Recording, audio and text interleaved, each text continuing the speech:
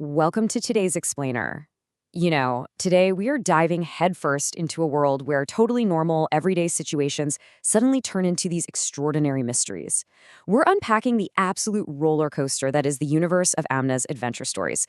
So if you're a fan of brilliant problem solving and, let's be real, kids totally outsmarting adults, well, buckle up. Let's dive right in. Seriously, what actually happens when you accidentally shrink down to the size of a mouse? Or, think about this. What do you do when your entire neighborhood mysteriously loses power every single day at the exact same time?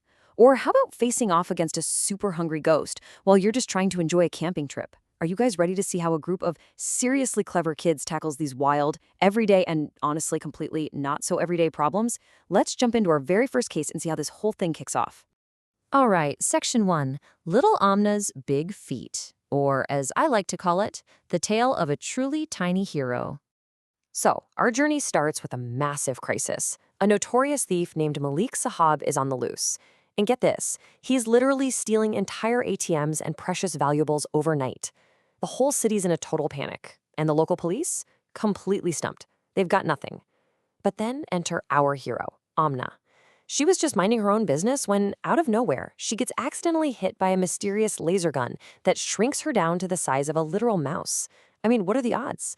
The kids know they absolutely have to step up. But the big question is, how on earth can a tiny child stop a mastermind criminal? Well, the absolutely crucial point here is Amna's mindset. She has this great quote that perfectly captures her spirit. I may be small, but I can do big things. Now, while her friends, like Bolu, are totally doubting their abilities, thinking there is no way they can catch a thief the cops can't even touch, Amna realizes something brilliant. Her tiny new size, it's actually a massive superpower. She's practically invisible. It's such a great illustration of how a simple shift in perspective can take your biggest perceived weakness and turn it right into your greatest strength. Okay, let's break down their tactical master plan, because it's genius. Malik Sahab is hiding in a room that's locked from the inside. So, step 1, the boys threaten to break down the door just to create a massive distraction. Step 2, tiny Amna slips inside completely undetected and just pops open the inside latch. And step 3, the rest of the team storms right in and catches this laser gun-wielding criminal totally off guard. They literally used his own weapon's side effect to infiltrate the hideout and take him down. I mean, talk about incredible teamwork, right? Moving right along to Section 2, the simple village life. This one is a major reality check. So after all that crazy action, the kids decide they desperately need a break. They pack their bags, totally expecting a highly luxurious 5-star farmhouse vacation, but instead, they end up visiting Nanu's traditional rural village. And wow, the culture shock is so real. On one hand, you've got Roma, who immediately starts missing modern city life. The air conditioning, the blazing fast Wi-Fi, all that convenience. But on the other hand, Nanu calmly points out the absolute magic of village life. We're talking natural cool breezes, eating fresh mangoes straight off the tree, and looking up at what she calls filter-free stars. No pollution, no digital distractions, just real, unfiltered life. It's pretty funny because the kids actually try to calculate it, and they figure village life is about 70% more challenging without their everyday modern conveniences. They even joke about building a drone just to pick the mangoes so they wouldn't have to do it themselves. But Nanu steps in and shows them that the physical effort itself, actually climbing the trees, feeling the breeze on your face, and sitting down to enjoy her famous homemade pickles, that's exactly what makes it such a beautiful escape. It's a really great reminder for all of us that sometimes literally unplugging from the grid is exactly what we need to recharge our own batteries. Which brings us to Section 3, the city power crisis, or the mystery of the 7 p.m. darkness. So the kids head back to the city, feeling totally refreshed from the village, only to find a huge new problem. The electricity is completely cutting out every single day at exactly 7 p.m. No fans, zero lights, just absolute sweltering darkness. And when they finally call the electric company to complain, the officials just give them this totally standard bureaucratic excuse. They basically say there's a very heavy load on the PMD, which is why load shedding is being done. They just blame the grid. But our kids? They do the math. They know there shouldn't be anywhere near that much power draw in their quiet little neighborhood. So boom, the detective hats go right back on. And you are not going to believe what they uncover. Remember how I said the power goes out at 7 p.m. sharp? Well, it just so happens that's the exact same time the super bright, super noisy local fair, the Malik Mela, opens up for the evening. The kids put two and two together and realize this fair is illegally tapping right into the neighborhood's power lines. They were literally stealing all the electricity just to run their carnival rides. Armed with this rock-solid proof, they bring in the police, who immediately arrest the corrupt fair operator. Boom. Let there be light, right? All right, let's jump to Section 4, the summer homework plan, aka a totally massive workload. Now listen, catching thieves and restoring the city's power grid is definitely tough. But honestly, it's absolutely nothing compared to the scariest adventure of all for any student. The kids are sitting there dreaming of these lazy, amazing summer days when their teacher, Miss Mona, just drops an academic bomb on them. We're talking 5 English essays, 10 math worksheets, a whole science project on clean energy, Urdu handwriting practice, plus 15 Islamic questions, all topped off with a book presentation. I mean, the whole shebang.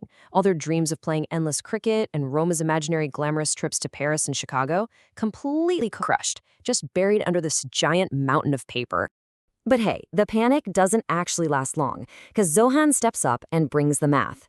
He decides to take a highly strategic approach to this mess. He figures out that if he simply works for exactly 4 hours a day for 40 days and strategically factors in a 10% margin of error, for mistakes or just those lazy days we all have, he can totally conquer the entire workload.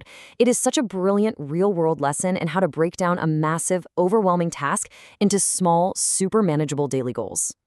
And of course, they don't tackle this alone. The absolute crucial point here is exactly how they execute this master plan. Teamwork.